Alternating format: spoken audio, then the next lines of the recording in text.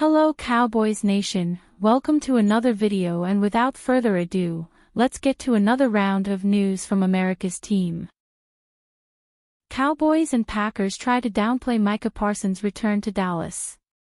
1 month wasn't enough time for Parsons to fully disconnect from the franchise that drafted him number 12 overall and watched him grow into a perennial All-Pro pass rusher. Ties were broken by frustrated Cowboys owner Jerry Jones, who took multiple steps back in the middle of fractured contract negotiations with Parsons to trade the 26-year-old to Green Bay just 1 week before Dallas played against the Philadelphia Eagles in the regular season opener.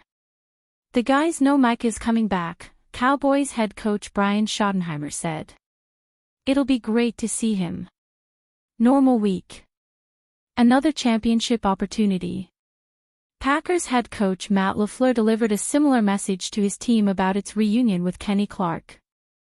The defensive lineman, traded to Dallas along with 2 first-round picks, was part of the haul necessary to pry Parsons away from the Cowboys after the now infamous 6-week contract stare-down. Clark has played more defensive snaps than any of his new Cowboys teammates. "I think every game, you've got to approach it the same way, whether it's week 1 of the regular season, or if you get in the playoffs or the Super Bowl, whatever, you've got to come in with the same mindset," LaFleur said. "The focus is, you've got to know what you're going against, but the focus always comes back to us and what we've got to do and how we need to go out there with the focus and concentration that we need to have. I'm not worried about that, with Parsons." Parsons had 4 double-digit sack seasons in 4 years in Dallas. He added 1.5 in his first 3 games with the Packers. Schottenheimer said he knows Parsons is doing Parsons things for the Packers, primarily rushing off the left edge opposite Rashawn Gary. He has 8+ pressures in 2 of his 3 games with Green Bay, and no other player has hit that number twice this season. Parsons leads the NFL with 15 career games with at least 8 QB pressures since being drafted, which ranks first in the NFL. Defenses are overloading the right side of their line to contend with Parsons and losing the pick-your-poison gamble. Gary leads the NFL with 4.5 sacks. Schottenheimer said the Cowboys are excited to see Jadeveon Clowney in a Dallas uniform for the first time on Sunday night. He said there's no way to predict if Dallas would be better if Parsons was still lining up with the Cowboys. The team ranks 30th in total defense, 27th in scoring and dead last in passing yards allowed. "We have not been playing to the standard we want to play to, but if we had Micah, you can't predict that we'd be playing any better or worse. Those are projections," he said. Cowboys' Trayvon Diggs misses practice with knee injury after brutal showing versus Bears. The Dallas Cowboys have struggled mightily on the defensive side of the ball this season, and that is a big reason why they are off to a 1-2 start and already have a hole to dig out of the season. On Sunday, the Cowboys will get a chance to get back to .500 on Sunday Night Football against the Green Bay Packers, but they may be without one of the top players for the game. Cornerback Trayvon Diggs did not practice on Wednesday heading into Week 4 due to a knee injury, leaving his status for Sunday night up in the air. Diggs was on the field wearing his helmet, according to Joseph Hoyt of the Dallas Morning News, which could be a good sign that he may still be able to give it a go. Diggs was listed on the injury report heading into Week 3 as well due to an illness, but he still was able to play against the Bears.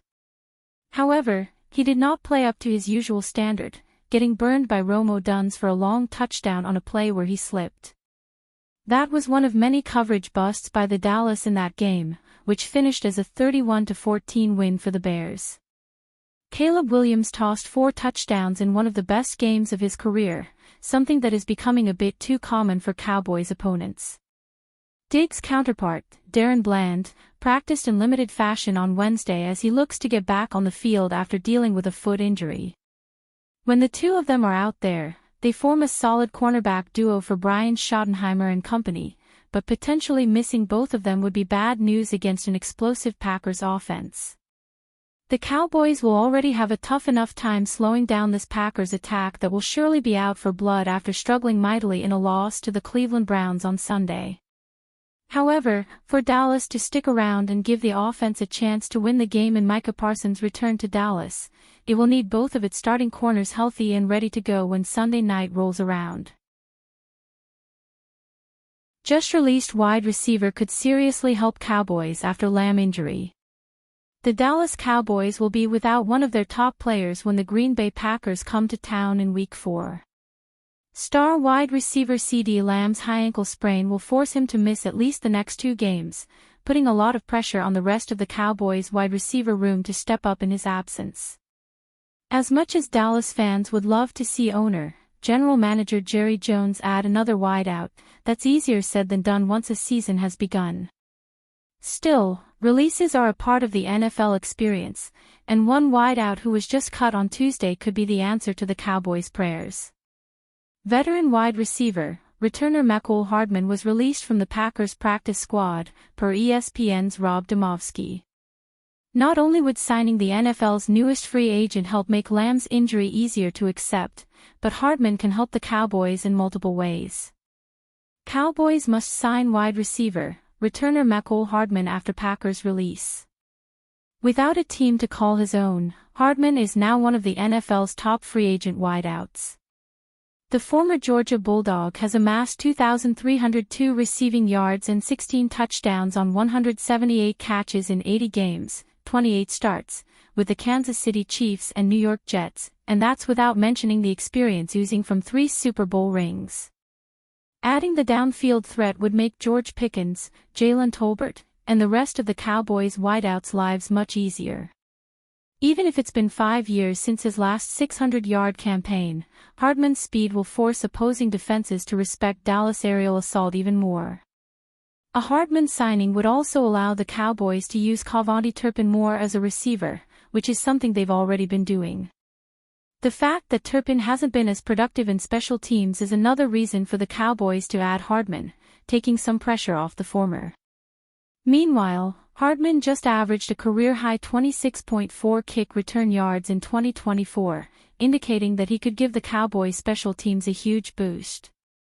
Having him could free Turpin up for more favorable return opportunities, especially with opponents not knowing which rapid returner to cover.